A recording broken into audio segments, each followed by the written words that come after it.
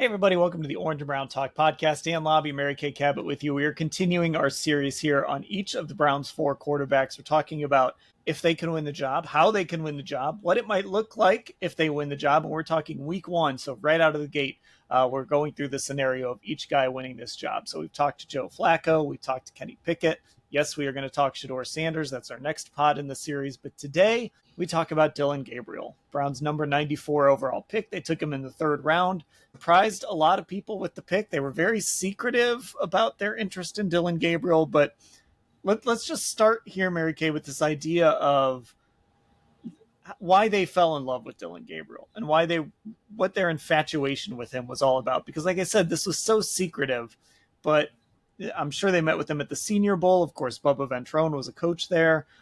They probably met with him at the Combine. They had that kind of super secret visit that got overshadowed by the Colorado Pro Day the next day. But this was a guy they locked in on pretty early. What was it about Dillon that you think they liked so much? Well, let me first say that I was at the Senior Bowl, and I was completely focused on Jalen Milroe and Jackson Dart, Tyler Shuck. That feels like 10 years ago.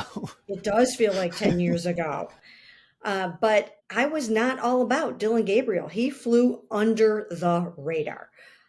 I was struck by probably how kind of small he looked compared to some of the other quarterbacks there. And maybe that's why I didn't take him seriously enough. But nobody was really talking him up or talking too much about him. Now I've come to find out when I go back and talk to some people that were at that Senior Bowl, I've had people tell me that even right there, when he did interviews at the Senior Bowl, that he showed just an incredibly high football aptitude, that when he was put up on the whiteboard, that he was blowing teams away with his high football acumen and just how quick he processes. He's got a computer-like brain. And we do know that when Tommy Rees, we first asked him, the offensive coordinator, what's the most important thing he's looking at? He said decision-making. And that's what these guys are looking for. They want quick processing and quick decision-making. And that is the thing that they believe that Dillon Gabriel brings to the table. And then he's good at many other things, not spectacular at the other things. He doesn't have a Baker Mayfield type of an arm. He's not super crazy fast or anything like that. But he does have that incredible decision making, and that can take you a long way. It can get you places. And so that's what they're looking forward to seeing once they get him into some of these joint practices and once they get him into these games. How does that translate to the pro game? And, they're also going to have to see how does the size work at this level for a player like Dillon Gabriel, because we did see him get one ball batted down by Mason Graham in practice during an OTA or a mini camp. And that's the thing that teams are probably going to try to do to him. So he's going to have to make sure that he's, seeing the throwing lanes and switching up his arm angles. But if he's making those fast decisions and split second decisions, then, maybe he can combat some of that. But I think that's going to be one of the things to watch for. It was just such a fascinating process because, I had my list of guys that I was going to watch, and then I actually moved Dillon kind of up the list because our guy Lance Reisland loves Dillon Gabriel. He was his favorite guy. So I'm like, all right, I'll throw Lance a bone and I'll watch him a little bit. But it's still, I was impressed. I mean, when you watch some of what he does at Oregon, and obviously there was the way it ended in the Rose Bowl, but prior to that, you watch what he did when they played Ohio State the first time, when they played against Michigan and that really good Michigan defense. He was impressive, and you can see some of the things he likes, but it is hard to talk yourself into a guy at that size. And the Browns obviously are okay with it, but it does matter. I mean, it does make a difference. And we see guys who are tall get passes batted down. And just because you're tall, it doesn't mean that you're going to be able to deliver the ball accurately and on time and not get passes batted. But that size, it does make a difference, and you do have to work around that a little bit and create throwing lanes for a guy. And he's got to understand how to mitigate some of that. So it's one of those things, like, you don't want to, I'm sure he gets tired of getting asked about it all the time, but it is a topic, I guess, until it's not, until he just proves over and over again that it's not. Yeah, he's so used to answering questions about his height. So he's got his standard answers that he uses for that. And the reason why I'm very curious to see how this goes is because some of the other smaller guys that we talk about are so mobile that it kind of makes up for it. Kyler Murray is zipping around and running around, and same thing with Russ Wilson. And so it's going to be interesting to see how Dillon Gabriel handles his height at this level, and how it translates, and how he has to make adjustments and pivot. But if he's as good as they say he is, just in terms of his computer like brain, then like I said, there's a lot that you can make up for in that way, and there's a lot to be intrigued about. And I think that if I had to guess, if there were a rookie quarterback that were going to start some games this season, I would think that Dillon would get that nod ahead of Shador Sanders. I would think. It's going to depend on how quickly Shador can come up the learning curve in learning terminology and all the things that he has to learn to get out there and execute the offense before the snap. But as it stands right now, I would say that Dillon would be closer to winning the starting job than Shador. So I think it's probably a too easy comp, but I guess if it looks good, I guess what you're hoping it looks like is Tua, a lefty, another guy born in Hawaii. He's a little taller. I have his combine measurements up here, 6', 217, so a little bit bigger, and he had a little bit higher of a pedigree. Like he was considered one of the top prospects in that quarterback draft that year. Like, and some people thought he was the best prospect in that, coming into that class before Joe Burrow did what he did in his last year at LSU. So I guess that's the easy comparison. And I think about the way Tua has succeeded is in this kind of spread Miami offense with a bunch of speed everywhere, a bunch of playmakers. The ball comes out quickly and on time. It is about processing. And that's not really what the Browns are doing here. They're not going to have a bunch of they're not going to have Tyreek Hill and Jalen Waddle and, Devin Achane. They're going to have kind of a bigger offense. It's not going to be slow, but they're not going to have the speedsters that Miami has. So I guess I wonder how this is going to look compared to what Miami's doing with Tua. If it's going to be good for Dillon, that maybe he's in a little more of this quarterback-friendly scheme, or if maybe he would benefit from a more wide-open, kind of spread-out offense that kind of maybe opens up some more passing lanes for him. Well, I mean, it's a good thing to think about because of the 4 quarterbacks that are on this roster, some of them might fare better in one type of scheme, and some of them might fare better in another type of scheme. And we don't know yet if Dillon is going to be suited to this West Coast Kevin Stefanski. It is a quarterback friendly scheme and most quarterbacks fare well in it, but is that going to be playing to his strengths, where he does have the heavier personnel? 2 tight ends a lot of times, 3 tight ends a lot of times. There might be 1 receiver. So this is not anything resembling a spread right now. But I guess they'll have to figure that out as they go along, because if Dillon establishes that he can be the starting quarterback, then I think you go to work and design it around his strengths and his skill set and what he can do best. So we'll just have to see how that goes. I don't know if he's going to look as good as he can in this type of an offense. And like I said, I don't think you can make those 2 comparisons right now because it is so different. But you're right. They're both, they're both lefties. They're both not tall players. But they have completely different supporting casts and different schemes that they will be playing in. So we just don't have an apples to apples comparison just yet for Dillon. So what has to happen then in training camp for Dillon Gabriel to win this job? And does it have to happen fast? Like, does he have a little bit of a longer leash in camp, or does he have to really hit the ground running in those first couple weeks and establish that, hey, I've got a real chance to win this job? I think he does. I think he has to come out all guns blazing and try to remain in the mix, because I don't think it's going to be easy. I think those first couple of weeks are going to be sort of weeding out kind of weeks. So I do think he's going to have to show up And he's going to have a very, very complete mastery of this system, this terminology, and this scheme so that he can play fast. And he's going to get more first team reps. He's going to have more of an opportunity to work with the starter. And if he can shine with the starters and look good with the starters and get the ball into the hands of Jerry Jeudy and Harold Fannin, David Njoku, Cedric Tillman, if he can do those kinds of things, then he's going to have a chance to stay in the thick of it. That's the key. You want to stay in the thick of it until they get to Philadelphia. And then I think that's going to separate the men from the boys, maybe kind of literally. And, that is where they're going to find out, I think, who their starting quarterback is, or at least who the 1 and the 2 are. They should know by then. I think it's probably going to be Joe Flacco and Kenny Pickett. But Dillon certainly has a chance because of his computer-like brain to go out there and show that there is something to him, something special. That's his superpower. And if he can go do that and make plays with his mind almost as well as he does with his body, that's what's going to get him there. How likely do you think it is he could be the week 1 starter?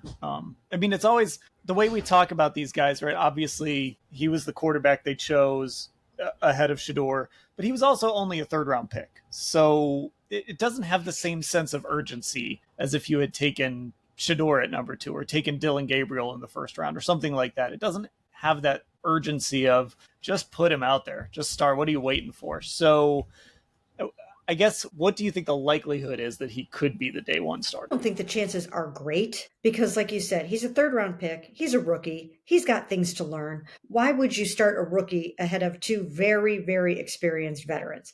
You'd have to have a really darn good reason to do that. He would have to show that he's ready to make quicker decisions than Kenny Pickett right now. I think he more so would probably have to beat out Kenny. Because I think with Joe, I think it's going to be a matter of if Joe can show that he's ready and that he's ahead of the game, and Kenny's still kind of coming up the learning curve, then I think he has a good chance to be the week 1 starter. Right now, I think those 2 guys, Kenny and Joe, are still very, very, very much in the mix. I think that Dillon is behind them, and his chances would probably be, I don't know, maybe a 30% chance of starting this season, maybe even less than that. And then I think Shador is behind him in terms of starting in week 1. So he does have a chance, but he does have to come out in those first few weeks and really, really knock their socks off. So the next part of that then is, so let's say Joe Flacco wins the job. Is it more likely that Kenny Pickett would be the backup or that Dillon Gabriel would be the backup? And then we can even do like if Kenny wins the job, I almost feel like if Kenny Pickett wins the job and Joe Flacco's still on the roster, Joe would be the backup. So I think that's a little bit of a different question. Maybe I'm wrong on that. But if Flacco wins the job, would Dillon and Kenny essentially be competing to be the backup? Well, they might be, but then we also might get a situation like we've had in the past year or two where they tie at number 2. And if a couple of guys end up in a tie at number 2, when it comes time to actually name your number 2 for that week or that game, you can do it via the opponent. You can do it via game planning. So you don't necessarily have to know who that is. I think there is a world in which the number 2 is going to be a bit nebulous, and we might not know exactly who the number 2 is. So, I mean, that's how it could go. I mean, who knew that Dorian Thompson-Robinson was going to tie Jameis Winston for the backup job? But that's exactly how it went. So we'll see. Well, and I guess there could be a situation where you feel more comfortable where Kenny Pickett is the guy who comes in the middle of a game, right? So he's your number 2 on a game day. So Joe gets hurt. So Kenny comes in the 3rd quarter cold and has to play. But let's say then you get through that game and you find out Joe's going to miss 4 weeks.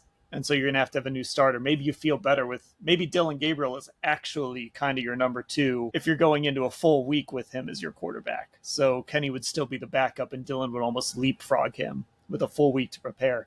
There's a lot of interesting things they could do with that situation. And by the way, we haven't even mentioned where Shador Sanders could fall into all of this. Yeah, that's going to be very interesting to see how they work that out in terms of where they stand on the roster and who's up and, maybe, who's not, who's inactive. So they're going to have to mess around with that a little bit. But again, I think Dillon is right now. I think I would have to put him third. I'd have to go, excuse me. Um, Joe and Kenny kind of tied for vying for the number one job, and then Dillon and then Shador is how I believe they are heading into training camp.